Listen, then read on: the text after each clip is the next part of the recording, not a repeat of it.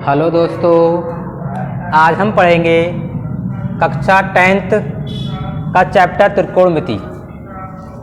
त्रिकोणमिति जैसा इसका नाम है त्रिकोणमिति। त्रिकोणमिति शब्द जो होता है दो शब्दों से मिलकर बना हुआ है। ये बना है त्रिकोण प्लस मितीय, यानी ऐसे आकृति जिसमें तीन कोण हों उसे हम बोलते हैं त्रिकोण। देखो तीन कोण है, एक कोण ये है, ये और ये हो गया त्रिकोण। और मितीय का मतलब होता है मापन, जिसकी तीनों भुजाओं की मापन को हम क्या कहते हैं, त्रिकोणमिति कहते हैं। यानी त्रिभुज की तीनों भुजाओं की मापन को हम त्रिकोणमिति कहते हैं।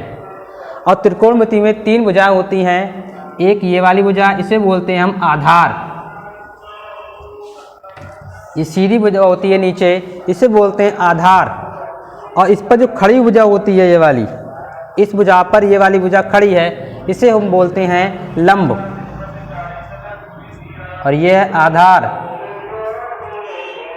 और इन दोनों भुजाओं को मिलाने वाली रेखा, ये मिलाने वाली भुजा को हम बोलते हैं कर्ण। इसे ए बी सी, इसे हम किसी को कुछ भी मान सकते हैं। इसे ए बी सी मान सकते हैं, चाहे इसे ए बी सी मान सकते हैं, इससे कोई फर्क नहीं पड़ता। फिलहाल ये कर्ण जो होती है त्रिभुज की सबसे बड़ी भुजा होती है। और लंब और आधार ये दो भुजाएं चेंज होती रहती हैं कोण के हिसाब से। जैसे अगर ये वाला कोण है, अगर हम ये वाला कोण अगर थीटा है, तो कोण के सामने वाली भुजा लंब होती है और नीचे वाली भुजा जो है आधार होती है, और कर्ण चेंज नहीं होता। अगर इस वाले कोण की बात करें हम, ये थीटा है, ये बी सी ए है। अगर ये थीटा है तो इसके सामने वाली भुजा अब ये लंब हो जाएगी, अब ये लंब होगी, और ये वाली भुजा आधार हो जाएगी। कर्ण चेंज होता नहीं है और कर्ण वही रहता है। कहने का मतलब ये है कोण के हिसाब से भुजाएं भी चेंज हो जाती हैं। आधार लंब में हो जाता है और लंब आधार में परिवर्तित हो जाता है, लेकिन कर्ण किसी भी स्थिति में चेंज नहीं होता। अगर इस कोण की बात करेंगे तो ये लंब होगा और ये आधार होगा और ये वाली भुजा कर्ण रहेगी। अगर इस कोण की बात करेंगे तो ये अब लंब हो जाएगा, अब ये आधार बन जाएगा, और ये कर्ण तो है ही, ये कर्ण ही रहेगा। अब इसके बाद आते हैं त्रिकोणमितीय अनुपात।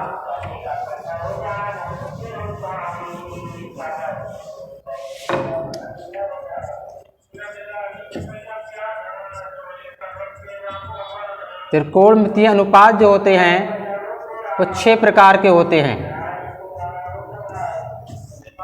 त्रिभुज की, समकोण त्रिभुज की, ये समकोण त्रिभुज है, समकोण त्रिभुज की किन्हीं दो भुजाओं के अनुपात को हम त्रिकोणमितीय अनुपात कहते हैं। ये जो है 6 प्रकार के होते हैं। अगर ये थीटा है तो इसके ये लंब हो जाएगा, और ये आधार, और ये कर्ण रहेगा, ए बी सी। त्रिकोणमितीय अनुपात 6 प्रकार के होते हैं। Sine theta, cos theta, tan theta,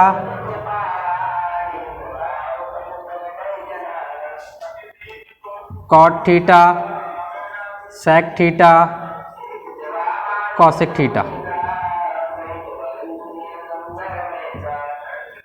इसकी एक शॉर्ट ट्रिक होती है लाल बटे कक्का।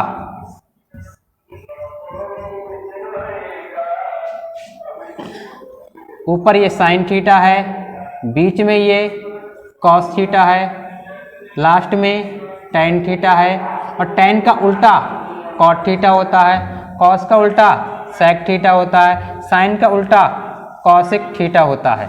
तो साइन थीटा बराबर होता है लंब बटे कर्ण। तो लंब बटे कर्ण, इसका लंब जो है, इसका लंब है BC और कर्ण जो है AC या फिर CA।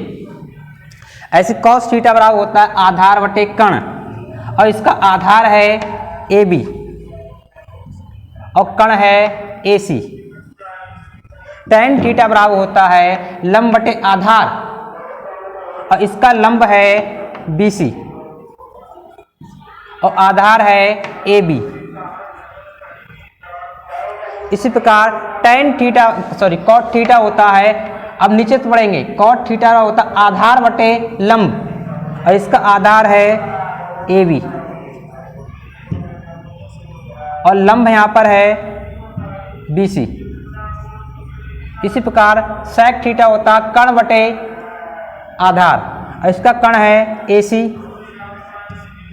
और आधार है इसका AB। चाहे AB लिख लो चाहे BA लिख लो, बात वही है। इसी प्रकार चाहे AC लिख लो चाहे CA लिख सकते हैं हम। इसी प्रकार चाहे BC लिख लो चाहे CA लिख सकते हैं। और cosec थीटा बराबर होता है कर्ण बटे लंब, इसका कर्ण जो है AC और लंब है इसका BC। चाहे शॉर्ट फॉर्म लिख लेते हैं हम, चाहे इसे L लिख लेते हैं, लंब बटे कर्ण, आधार बटे कर्ण, लंब बटे आधार, आधार बटा लंब, कर्ण बटे आधार और चाहे कर्ण बटे लंब। ये तीन जो होते हैं और ये वाले तीन जो होते हैं इसके उल्टे होते हैं। साइन का उल्टा होता है कॉसिक, तो साइन का उल्टा होगा कॉसिक, इसका उल्टा होता है ये। साइन थीटा बराबर BC अपॉन AC है तो कॉसिक थीटा बराबर होगा AC अपॉन BC। इसी प्रकार कॉस का उल्टा होता है सेक, कॉस का उल्टा होता है सेक, तो कॉस थीटा है AB अपॉन AC, तो ऐसी सेक थीटा होगा AC अपॉन AB। इसी प्रकार टेन थीटा का उल्टा होता है कॉट थीटा। इसी प्रकार अगर ये दिया है BC अपॉन AB दे रखा है तो कॉट थीटा होगा AB अपॉन BC। इस प्रकार से ये 6 अनुपात त्रिकोणमितीय अनुपात होते हैं।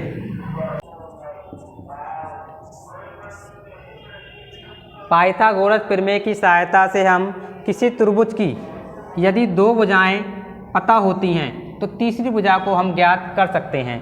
ये यदि समकोण है 90 डिग्री का है, ये A मान लिया, B, C और इसको थीटा मान लिया, ये वाली भुजा इसकी आधार कहलाती है और ये लंब है और ये कर्ण। त्रिभुज की सबसे बड़ी भुजा जो होती है कर्ण होती है। और पाइथागोरस प्रमेय जो होती है कर्ण का स्क्वायर यानी कर्ण जो है AC का स्क्वायर जो होता है अन्य 2 भुजाओं के वर्ग के योग के बराबर होता है। तो AB जो है आधार है, पहले लिख सकते हैं हम कर्ण का स्क्वायर प्लस आधार का स्क्वायर प्लस लंब का स्क्वायर। कर्ण जो है यहाँ पर AC है तो यहाँ पर हम AC का स्क्वायर लिख सकते हैं। आधार यहाँ पर AB है तो यहाँ पर AB का स्क्वायर लिख सकते हैं, प्लस लंब यहाँ पर BC है तो BC का स्क्वायर लिख सकते हैं। या शॉर्ट फॉर्म में लिख सकते हैं, कर्ण को लिख सकते हैं K का स्क्वायर, आधार को लिख सकते हैं A का स्क्वायर प्लस और लंब को लिख सकते हैं L का स्क्वायर। चाहे ये भी लगा सकते हैं, ये भी लगा सकते हैं हम और ये भी लगा सकते हैं। पाइथागोरस प्रमेय का उपयोग जो है यदि त्रिभुज की किन्हीं 2 भुजाएं पता हैं, जैसे हमें चाहे कर्ण पता हो चाहे लंब पता हो और इस आधार को हम पता नहीं है तो इस आधार को हम इसकी सहायता से हम ज्ञात कर सकते हैं।